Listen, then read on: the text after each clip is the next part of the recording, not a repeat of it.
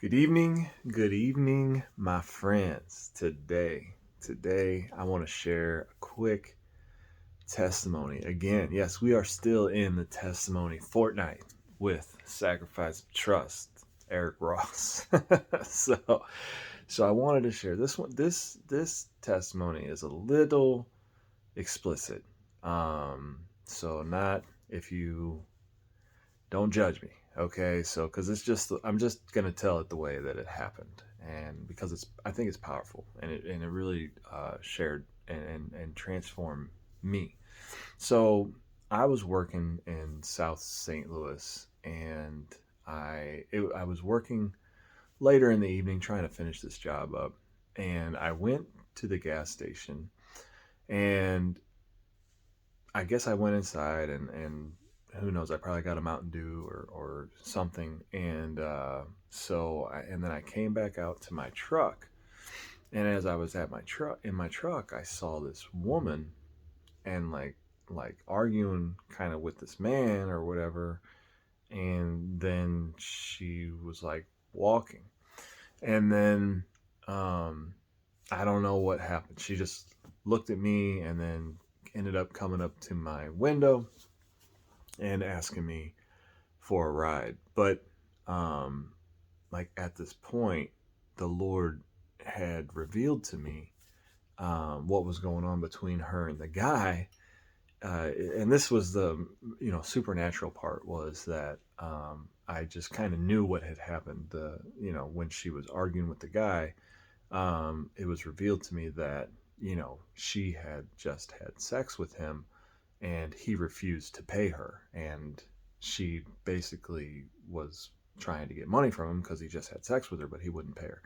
So anyway, she needed a ride or whatever, and the Lord had kind of highlighted the situation to me, so I was like, okay, I'll give her a ride.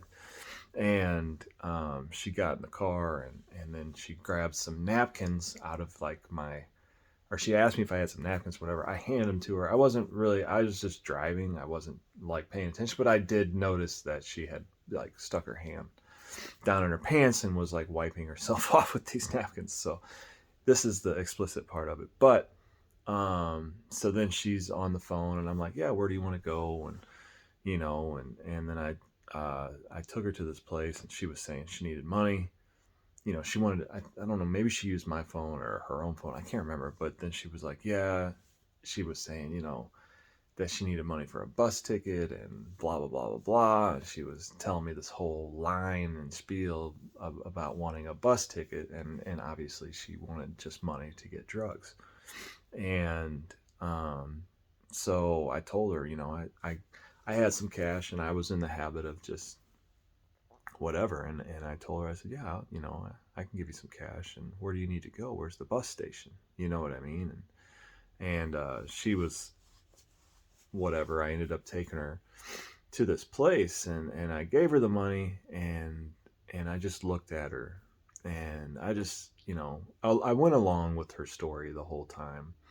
But when it came to the time for her to get out of the car, I just looked at her and just said, hey, you know what?